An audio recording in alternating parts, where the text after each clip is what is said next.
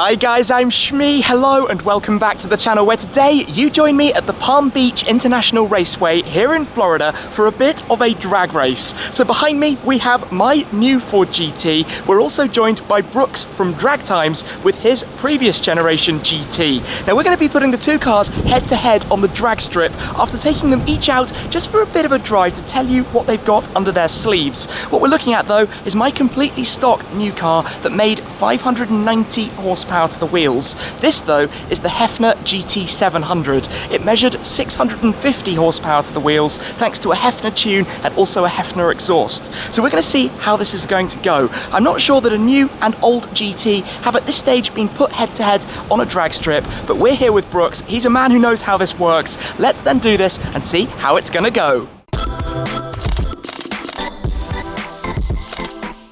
While we are here then, it is a huge thanks to the guys here at Palm Beach International Raceway who have made it possible to drive around the track that they have, the 2.1 mile track with 10 turns, and then take these two cars over to the drag strip to see how this is going to go in anger. I will point out that this is my first time ever on an actual drag strip to experience how it's going to work. Brooks is a seasoned pro, but the two cars we've got, the 2005 introduction of the GT and then the more modern 2017 GT, two very different cars. This has a 5.4 litre V8. The new GT has a 3.5 litre twin turbocharged V6. That's something that a lot of people talk about. Now this car officially is 656 horsepower and about 740 newton meters of torque. Like I say, we popped it on a dyno recently. It made 590 wheel horsepower. The tyres are not exactly in the best of shapes, I'm not going to lie. They did a track day at Silverstone over in the UK before the car was flown here to the USA, and they've also done a few laps at Road Atlanta as well.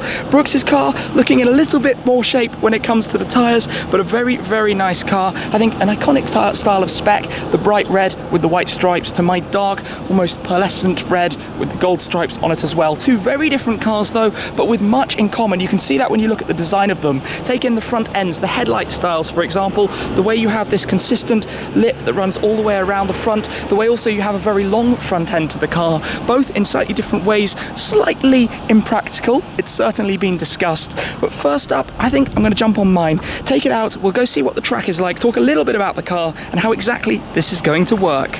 Right, let's fire it into life. Now the fun thing about what we're going to be doing is that for the drag strip, I'm going to be popping this car into VMAX mode. I've not previously used VMAX mode at all on it, but of course for the time being we need to go into track, which is the usual. Press the button, drop the car by 5 centimeters, about 2 inches. We're going to drive, keep the car in manual. I'm just going to go around and drive gently. It's not like a sanctioned track day, but just to drive the car and tell you a little bit about what I think is going to happen here with the two cars, how this is going to go today. So I've had a quick sighting lap, just so I can see exactly how this is going to work. But we head on out through the pit lane here. I have the whole track just to myself. They do some IndyCar and NASCAR training here.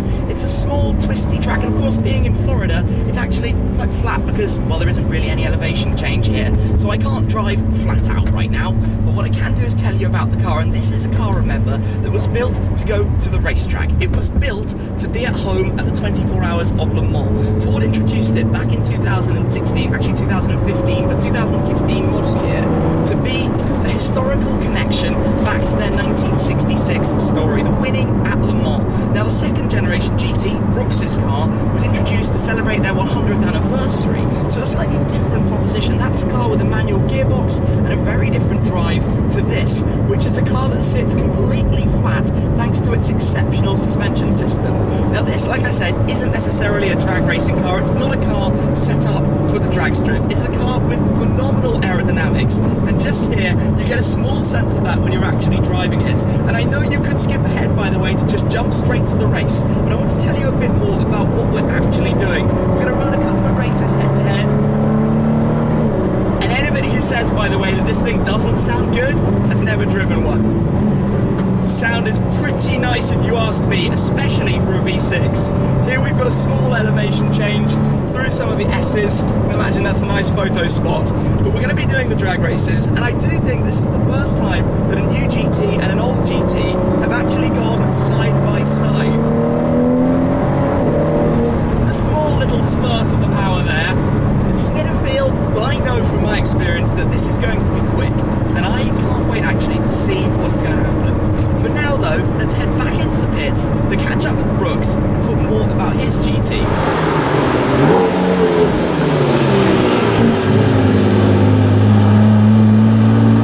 joined then today by Brooks. How are you? How you doing, guys? Great to see you, Tim. Likewise, thank you very much for setting this up. I'm going to take a listen to the start of your car if we can. Perfect, let's do it. Just to hear some of that deep, grumbly V8, and then we're going to head out again together. So let's hear this. That does sound so epic. This car wins. Absolutely wins on the track. No question about that at all. So then, to jump inside the doors, what you have to remember with these is not to have your head cut off by that when you swing it back closed. But let me take a step in here then to join you. The inside of this is so cool. Really, really special. So, let me get belted up. I'm basically ready when you are. Let's take a leisurely stroll around. Let's do it. You want windows up or down? I think we can keep them up for the moment. Enjoy some of the air conditioning. Sure. The humidity here is killing me. Yeah, it's super humid, super hot down here in South Florida. So we're going to turn around and go in back behind us. All right. Just in front of where my my car is. So in here, they maintain some things. It's all about the driver. All the buttons are all there for the driver. Yeah, everything faces this way. But the substantial difference is this. Super analog experience. There's no electronics in this car other than anti-lock brakes. So you're on your own for traction control. ESC is always off. So this is going to be, I mean, you're here regularly. You know a thing or two about the drag strip. Yes. Which I suspect is, is going to work against me, but... I don't know, I got a shift and you have everything pretty much done for you. Launch control, so I've just got to time it. You got launch control, it's going to shift for you. I got to worry about hitting gears, although very long gears in the old Ford GT. I only have to shift twice. Okay. Once in the second, get in the third, and then I'm through the quarter mile. And you're up here quite regularly? I come here quite a bit, yes. So you know the strip. I've been learning there's a lot more to taking the car on the drag than meets the eye. There's a lot more kind of setup and preparation to 100%, yep. Oh, wow. This thing is so cool. I've driven one once before. Oh, well, you got to take this one for a spin. But well, I'm looking forward to seeing it hopefully in the mirrors. I think it's going to be pretty close. I think honestly. it is too. I've got both cars, obviously. I got the new GT and the old one, and I've drag raced them both. And my actually best time is actually in this car, but that was a long time in really good weather. Yeah. Okay. So, and the weather's pretty hot, so I'm not expecting to beat my best time today. Incredibly sticky and muggy outside. Even just keeping it in second sounds so good, doesn't it? Oh, this thing rumbles for sure. Did you always have the Heffner modifications, or was that something you did afterwards? The car came in stock. I'm the second owner, and as soon as I got it, it actually got shipped straight to Heffner's place. Yeah. So I didn't leave it stock at all. He did a stock dyno on it and threw on a smaller pulley to increase the boost, along with some exhaust and a tune. Okay. And it picked up about 130 horsepower. Not bad. Basic mods, yeah. And I will say also, by the way, guys, we're talking about wheel horsepower because there are always losses. You always lose 10-15%, maybe some more from the powertrain through to the wheels. Right. But out here, especially for these purposes, it's dynoing based on wheel horsepower. Correct, yeah. So it's an interesting matchup, right? I got a little more horsepower, but I have to shift. That's a huge disadvantage for me. Every time I shift, the new GT is going to get about a car. And the launch control.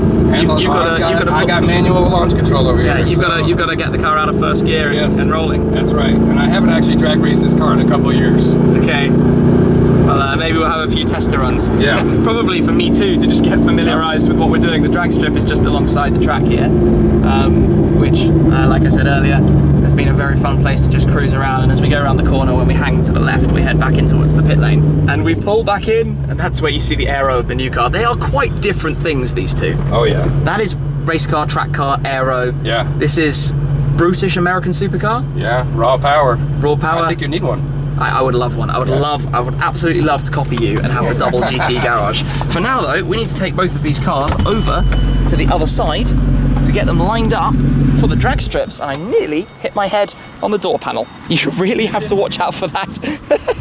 Anyway, it's time. Let's take them around and see what's going to happen. We are getting things set up then. The drag strip is just behind. We're going to be lining up here. There's the whole staging area where basically you have to line exactly right. The lights illuminate and then it's time to blast on down. Before we do this, they actually scrape away and then cover the surface, coat it to make sure it's all prepared. But with the cars, obviously lots of cameras going on, but also tyre pressures, an important thing. We're setting them both to exactly the same. And I say this is actually being done by Jimmy. What's up? Who the audience might remember. So Jimmy and I actually did Gumball together 5 years ago. That's right, 2014. From Miami to Atlanta to New York. That's right. So it's cool to be back together out here doing this, getting the cars set. Yep, Brooks is the man who knows what to do with recording it all. And yeah, we're at 30 PSI, so you should be set now. Good stuff, good stuff. So in a second, we will pull both cars up and then it's going to be time to see how this goes. This means it is time to get on board. I'm obviously going to be wearing a helmet, so I'll pop that on in a second. Get the car started up, because of course we are going to toggle this back to through wet to, let me just close the messages quickly. Vehicle is on, yep, to what they call VMAX mode.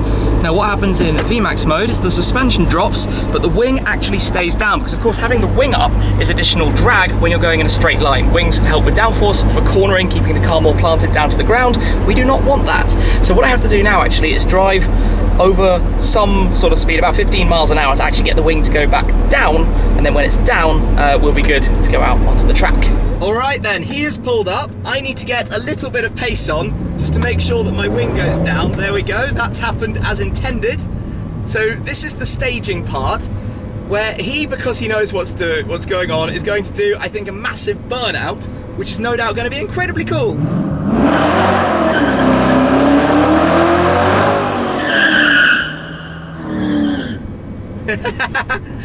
So he lines up, I'm going to test my launch control. When you enable it in the GT, you basically foot on the brake and the throttle, it revs up, and then you go. Just like that, nice and easy.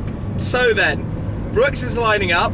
I need to wait for him to be staged. He's staged. Okay, this is my first go. I'm being back and forwards. There we go, that's pre-stage. That's stage. Getting ready. Okay. He was way ahead of me.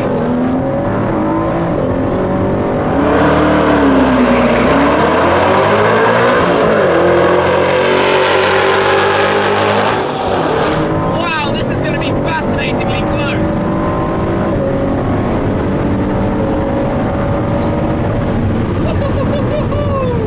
The wing actually rises for stability and then goes back down again. That was really interesting. So I messed up the start. He definitely got away ahead of me, but that was fascinatingly close. I think when I am a bit more on it with how the lights work, this is going to be very, very, very interesting. I'm going to give you one complaint about the new Ford GT. The roofline is so low that when you're wearing a helmet, you are kind of rubbing on it. There is not a lot of space up above you.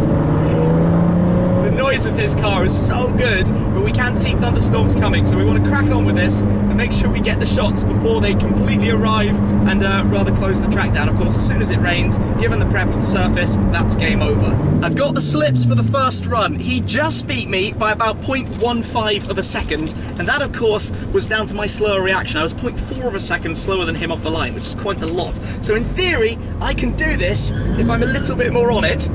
He's doing his burnout again. Getting to the line. All right, so I'm gonna wait for him to be staged. As soon as he's staged, I'm gonna do exactly the same. Okay. Oh, wow, and I'm off. I can't see him, but I am off.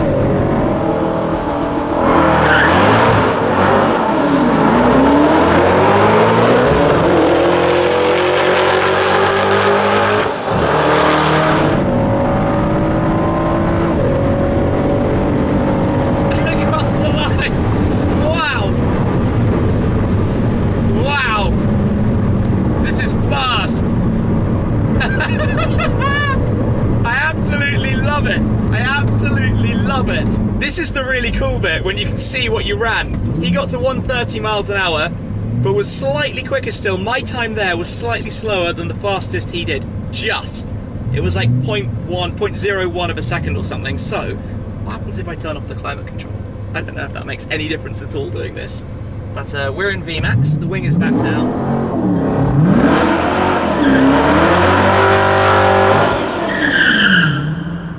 It's time for run 3. I've got to get better at this staging thing. Where you find the line, there we go, and there we go, onto the brake, onto launch control.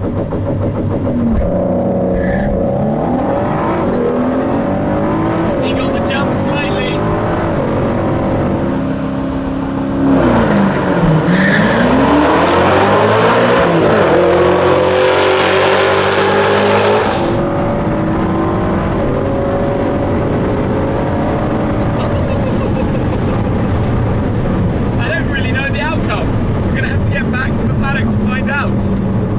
What's darkest.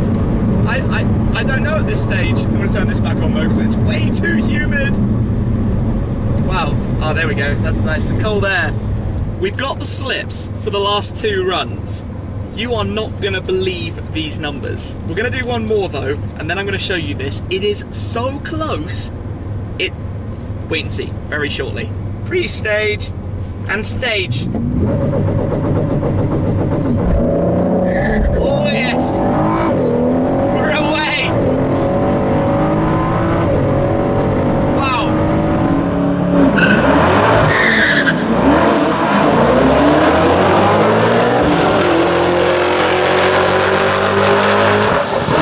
This feels fast!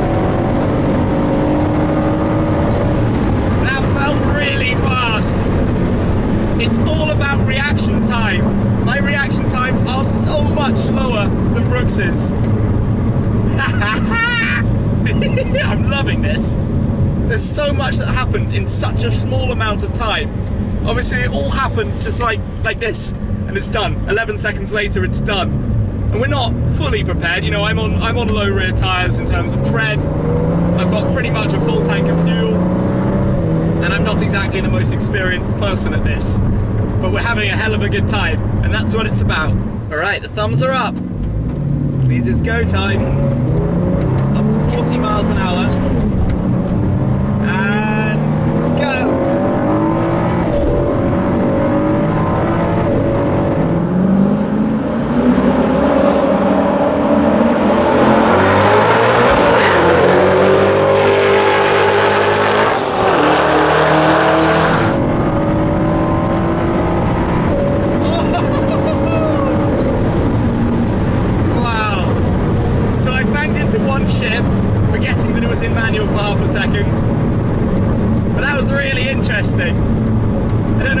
Are going to say, but he was definitely pulling towards the end there. He was catching up, and in a long enough distance was certainly going to overtake.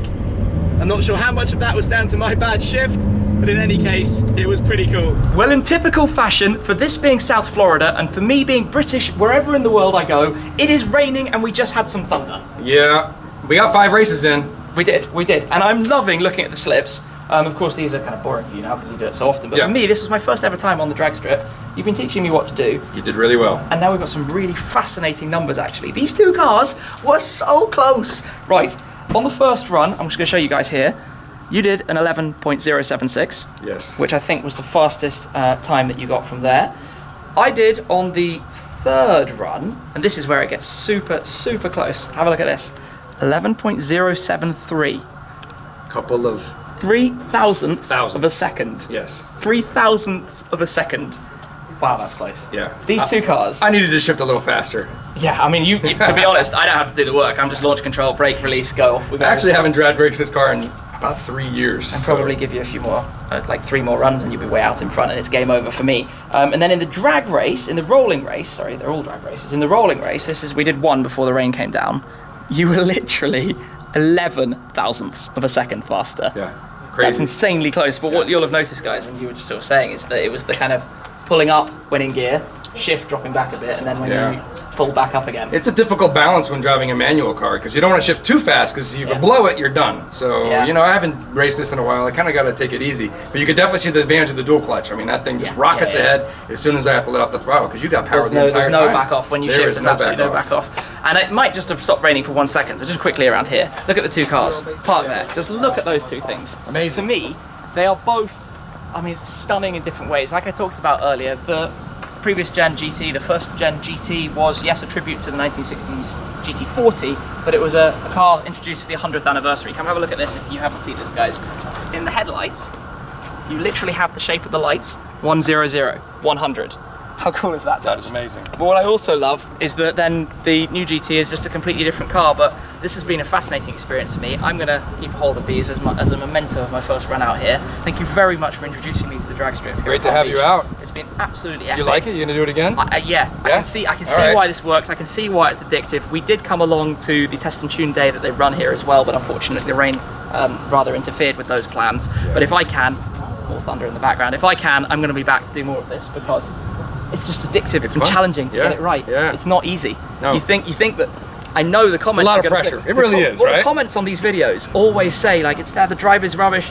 It's challenging. It's not technical. easy. Yeah. It's not like you just press a button and off you go. Even in this, you still got the reaction time. Literally, we could sit out here all day and probably not get the perfect run in. Yeah. There is no perfect run. There's no such thing as a perfect there's run. reaction times, there's shifting. I didn't do a burnout, I spun out, you spun, you know. Yeah. The roll race is actually pretty cool because we actually did come off pretty close, and that's usually tough to get to, and you can really see where the shifting and the acceleration comes into play. So I've loved it. Thank you again. Link to Brooks's channel is down below if you'd like to go and check it out for plenty more of these kind of videos, including with this, your new GT as well, and a few more cars that you've got in your garage. Perfect. But I think that's going to be it for this time. We'll see you guys again very soon. Thanks. Cheers.